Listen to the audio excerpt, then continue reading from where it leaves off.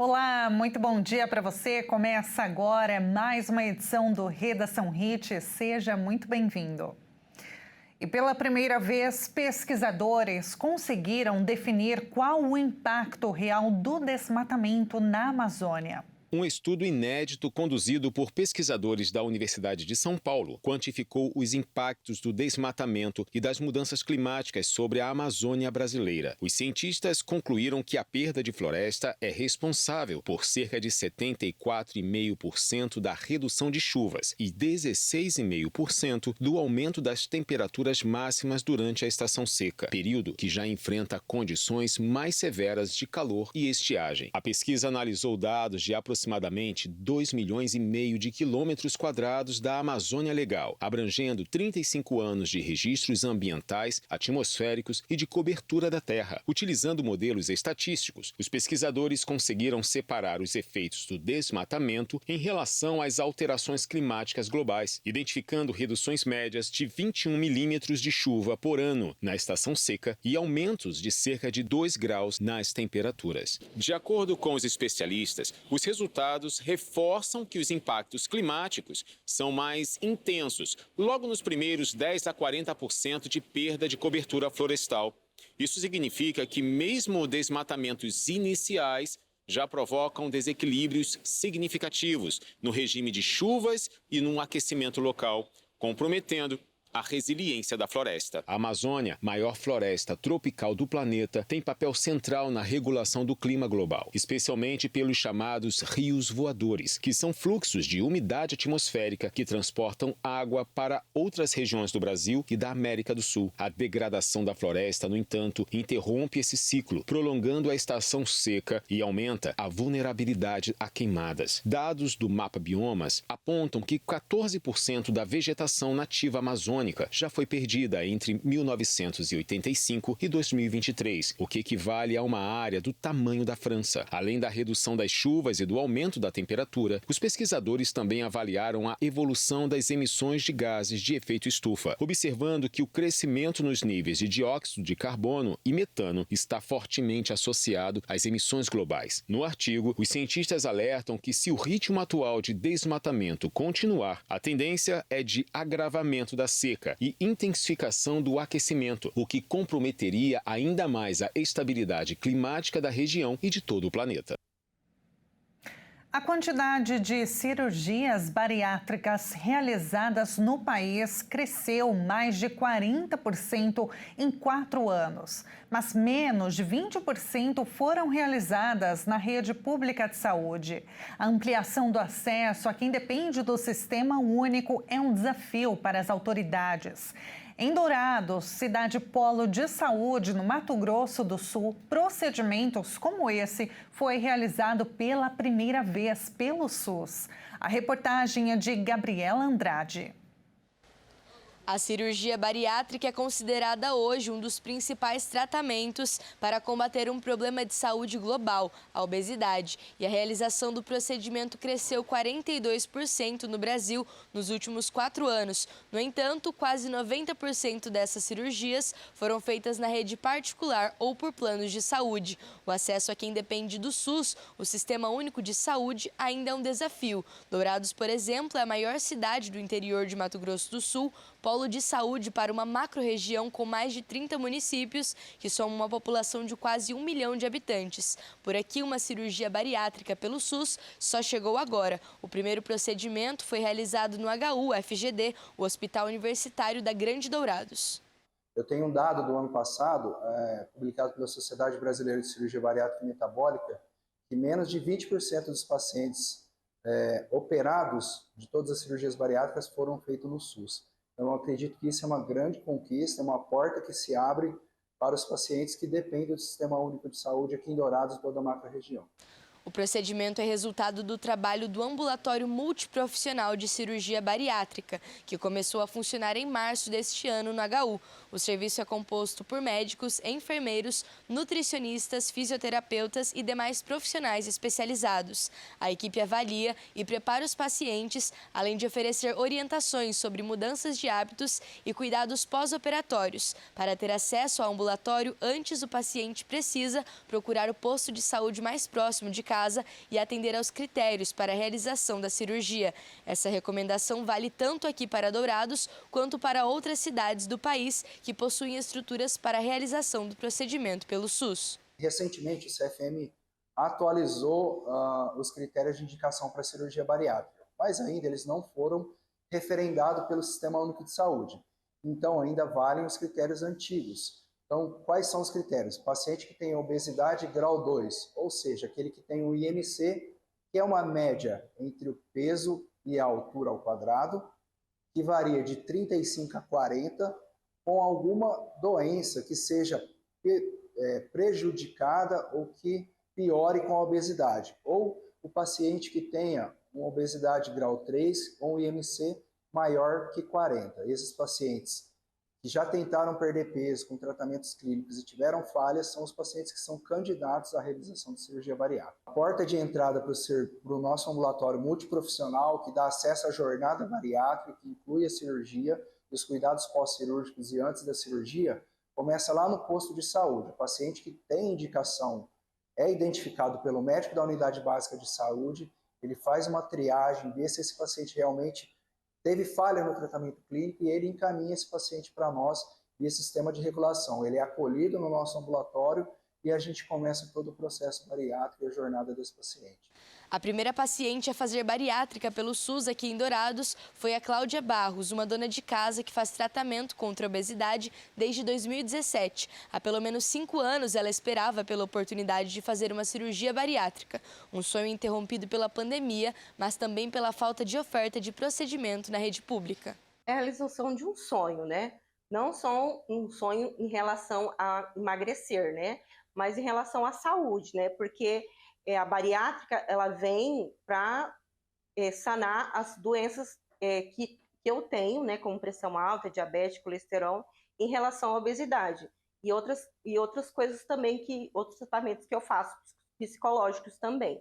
Então, eu estou hiper mega feliz de ter sido selecionada a primeira a fazer a bariátrica aqui no HU. Estou radiante. Entre a internação, cirurgia e recuperação, a Cláudia passou cerca de 48 horas no hospital para o procedimento, que foi considerado bem-sucedido. Ela vai continuar o tratamento pós-operatório no ambulatório do HU. E a maior feira agropecuária da América Latina termina amanhã. A Expo Inter 2025 reuniu inovação, tradição e o encontro entre o campo e a cidade. A movimentação intensa nos corredores da Expo Inter 2025 mostra a força do agronegócio brasileiro.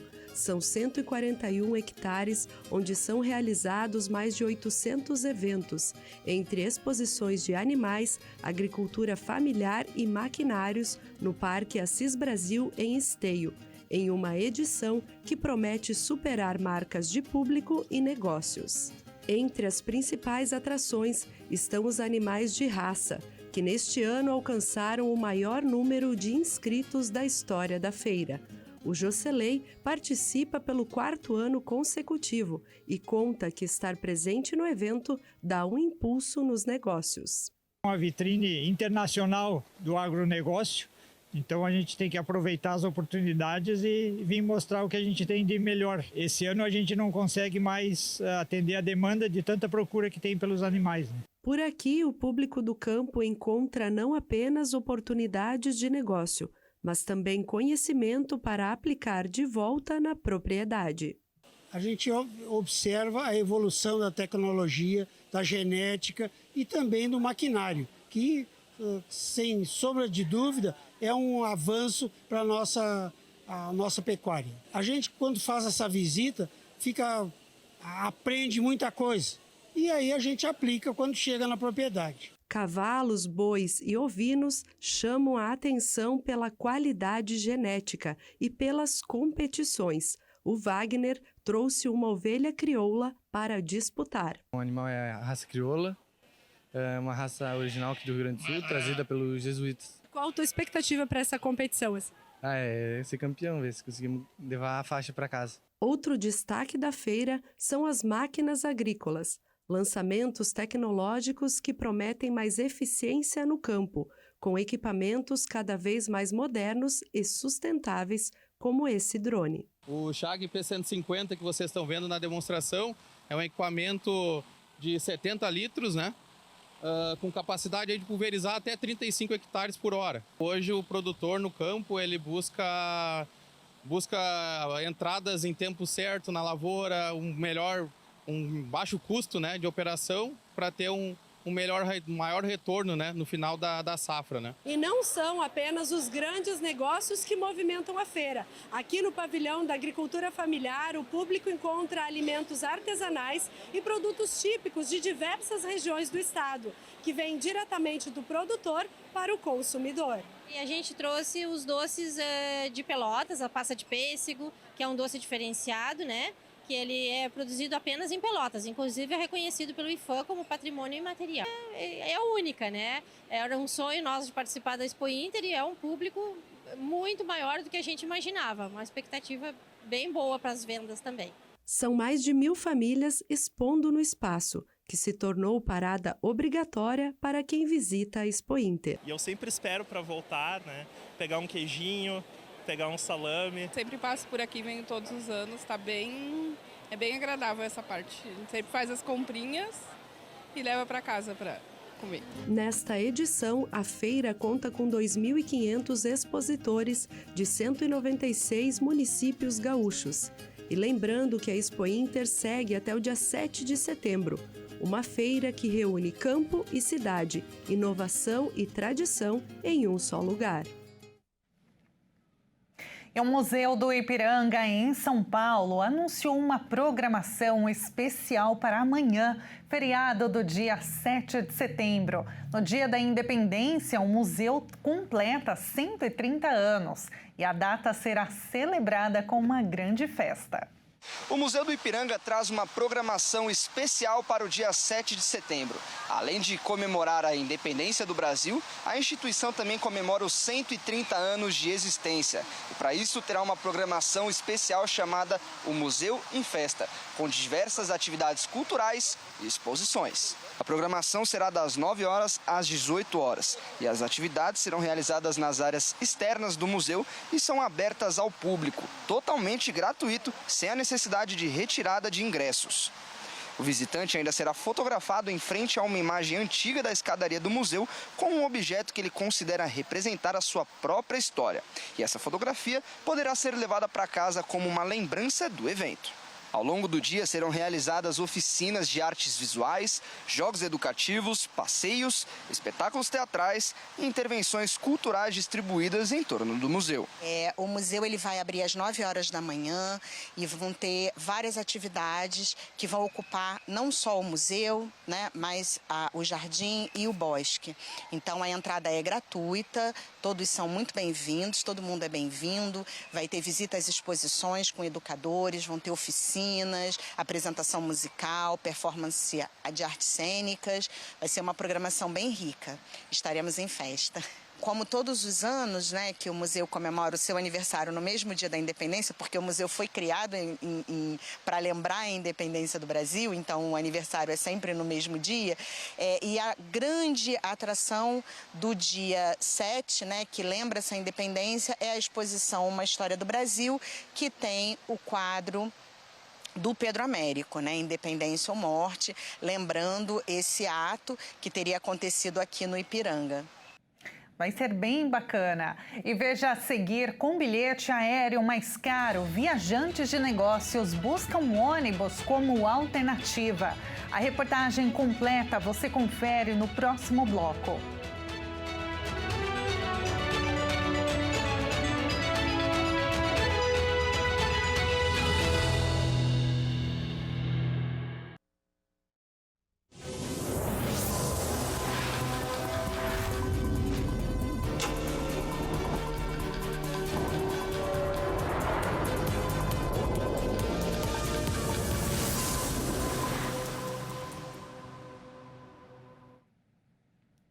O Redação Hit está de volta com as principais notícias. A Organização Meteorológica Mundial anunciou nesta semana que o La Niña pode voltar. A previsão é que o fenômeno que modifica padrões meteorológicos e climáticos esteja ativo a partir deste mês. O fenômeno climático La Niña pode voltar a partir de setembro. Mesmo assim, a Organização Meteorológica Mundial, uma agência das Nações Unidas, acredita que as temperaturas devem continuar acima da média. O La Niña é o resfriamento da superfície do Oceano Pacífico Equatorial, o oposto do El Niño. Esta condição afeta a circulação atmosférica global, provocando alterações nos padrões de chuva e temperatura. Desde março de 2025, persistem condições neutras que não indicam um episódio de El Niño nem de La Niña, e as anomalias da temperatura da superfície do Pacífico Equatorial permanecem próximas à média. Segundo as últimas previsões dos Centros Mundiais de Produção de Previsões Sazonais, para o período entre setembro e novembro, há uma probabilidade de 55% de que as temperaturas da superfície do Pacífico Equatorial diminuam até atingir o limite de aparição de La Niña. Posteriormente, para o período entre outubro e dezembro de 2025, a probabilidade de aparição do fenômeno La Niña aumenta para 60%. Apesar do efeito transitório de resfriamento provocado por La Niña, espera-se que as temperaturas continuem acima da média em grande parte do mundo. A Organização Meteorológica Mundial detalhou que entre setembro e novembro, as temperaturas devem ser superiores ao normal na maior parte do hemisfério norte e em grande parte do hemisfério sul. A Rede Brasileira de Bancos de Leite Humano está oferecendo um curso de amamentação gratuito no país inteiro. É um apoio que faz toda a diferença para a mãe e o bebê. Diversas redes de bancos de leite humano integrados ao Sistema Único de Saúde oferecem gratuitamente apoio para mães que enfrentam dificuldades no processo de amamentação. O atendimento é aberto sem necessidade de encaminhamento médico ou agendamento prévio. Nas unidades, as mulheres recebem orientações práticas sobre pega e posicionamentos corretos, manejo da dor, estímulo à produção de leite e podem participar tanto de consultas individuais quanto de grupos educativos, como equipes multiprofissionais de enfermagem, nutrição e medicina. De janeiro a junho de 2025, mais de 1,5 milhão de mães foram atendidas nos bancos de leite, número estável em relação ao mesmo período de 2024, com um pequeno aumento de 3%. O total de doadoras também se manteve próximo ao ano anterior, enquanto a quantidade de bebês prematuros beneficiados apresentou crescimento de quase 9%. Em contrapartida, a quantidade de leite coletado caiu quase 15%, o que acende um alerta para a importância de incentivar a doação. Segundo especialistas, o início da amamentação pode ser um momento desafiador, marcado por fatores como baixa produção de leite, retorno precoce ao trabalho, falta de apoio familiar ou profissional, além de condições de saúde do bebê, como a prematuridade e a necessidade de internação em UTI neonatal. A presidente do Departamento Científico de Aleitamento Materno reforça que manter o aleitamento materno exclusivo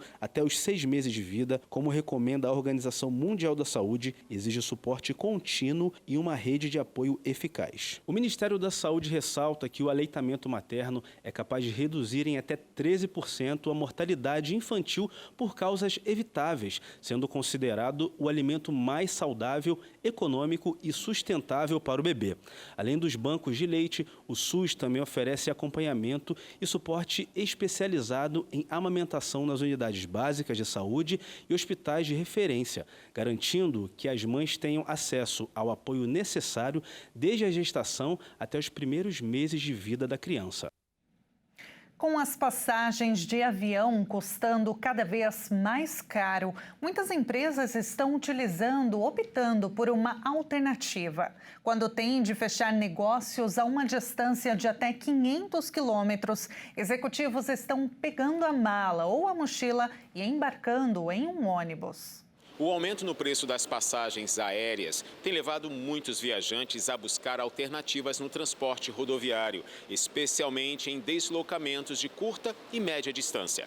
Segundo a Associação Brasileira das Agências de Viagens Corporativas, no primeiro semestre de 2025, o faturamento com passagens de ônibus cresceu quase 15% em relação ao mesmo período do ano anterior, consolidando o modal como opção estratégica em percursos de até 500 quilômetros. Especialistas apontam que a alta no bilhete aéreo, na hospedagem e na locação de veículos pressionou toda a cadeia de turismo corporativo. Diante desse cenário, empresas têm repensado os formatos de deslocamento, priorizando alternativas que conciliem custo, produtividade e o bem-estar dos colaboradores. A tarifa média do bilhete aéreo corporativo, por exemplo, atingiu R$ 1.600 no primeiro semestre, 6% acima de 2024. Embora ainda seja o meio mais utilizado, responsável por 58% dos 6 bilhões e meio de reais movimentados pelas agências ligadas à Abracorp entre janeiro e julho, o transporte aéreo vem perdendo espaço em algumas rotas específicas. Já o setor de locação de veículos registrou queda, passando de 195 milhões de reais em 2024 para 189 milhões neste ano. O ônibus, por sua vez,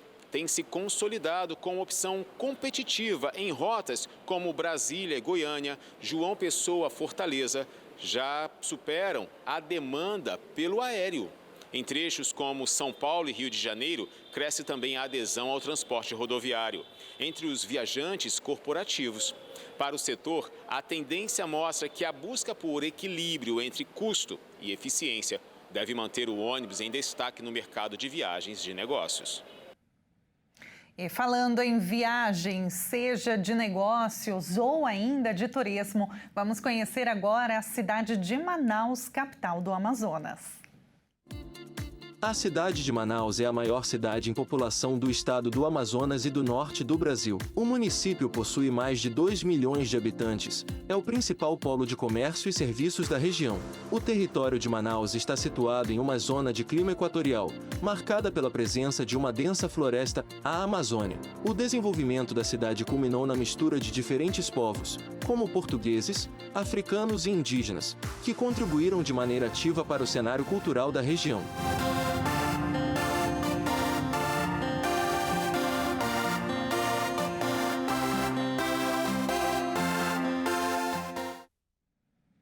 E assim a gente encerra esta edição. Muito obrigada pela sua companhia. Um excelente final de semana para você.